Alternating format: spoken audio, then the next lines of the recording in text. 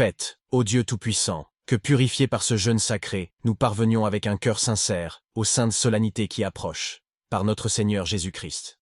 Lecture du livre de la Genèse. En ces jours-là, Joseph dit à ses frères, « Écoutez le songe que j'ai eu. Il me semblait que je liais avec vous des gerbes dans la campagne, que ma gerbe se leva et se tint debout, et que les vôtres, entourant la mienne, l'adoraient. » Ses frères lui répondirent, « Est-ce que tu seras notre roi, et serons-nous soumis à ta puissance ?» Ces songes et ces entretiens allumèrent donc encore davantage l'envie et la haine qu'ils avaient contre lui. Il eut encore un autre songe qu'il raconta à ses frères, en leur disant, « J'ai vu en songe que le soleil, et la lune, et 11 étoiles m'adoraient. » Lorsqu'il eut rapporté ce songe à son père et à ses frères, son père lui en fit réprimande, et il lui dit, « Que voudrait dire ce songe que tu as eu? Est-ce que ta mère, tes frères et moi, nous t'adorerons sur la terre ?» Ainsi ses frères étaient transportés d'envie contre lui. Mais le père considérait tout cela en silence. Il arriva alors que les frères de Joseph s'arrêtèrent à Sichem, où ils faisaient paître les troupeaux de leur père. Et Israël dit à Joseph, « Tes frères font paître nos brebis dans le pays de Sichem. Viens, et je t'enverrai vers eux. Je suis tout prêt, lui dit Joseph.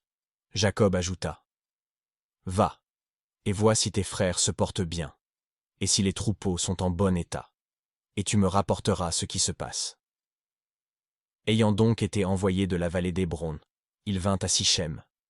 Et un homme, l'ayant trouvé errant dans la campagne, lui demanda ce qu'il cherchait. Il lui répondit, « Je cherche mes frères. Je vous prie de me dire où ils font paître leurs troupeaux. » Cet homme lui répondit, « Ils se sont retirés de ce lieu. Et j'ai entendu qu'ils se disaient, allons vers Dothaïn. » Joseph alla donc après ses frères, et il les trouva à Dothaïn.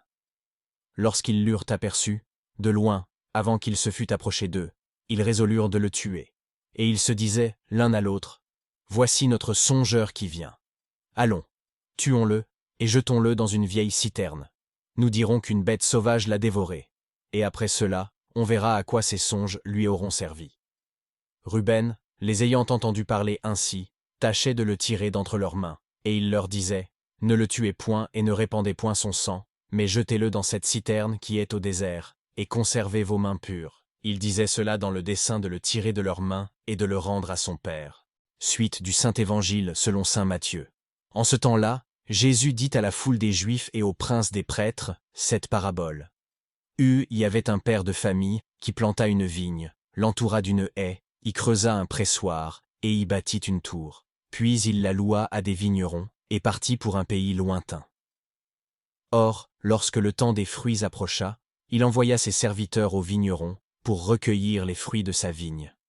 Mais les vignerons, s'étant saisis de ses serviteurs, battirent l'un, tuèrent l'autre et en lapidèrent un autre. Il leur envoya encore d'autres serviteurs, en plus grand nombre que les premiers, et ils les traitèrent de même. Enfin, il leur envoya son fils en disant, « Ils auront du respect pour mon fils. » Mais les vignerons voyant le fils, dirent entre eux, « Voici l'héritier, venez, tuons-le, et nous aurons son héritage. » Et s'étant saisis de lui, ils le jetèrent hors de la vigne et le tuèrent.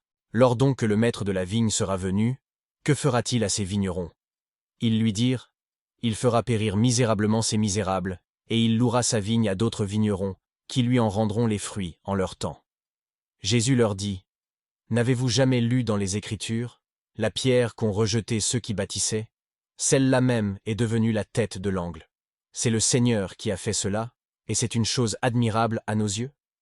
C'est pourquoi, je vous dis que le royaume de Dieu vous sera enlevé, et qu'il sera donné à une nation qui en produira les fruits. Et celui qui tombera sur cette pierre s'y brisera, et celui sur qui elle tombera, elle l'écrasera. Lorsque les princes des prêtres et les pharisiens eurent entendu ces paraboles, ils comprirent que Jésus parlait d'eux. Et cherchant à se saisir de lui, ils craignirent les foules, parce qu'elles le regardaient comme un prophète.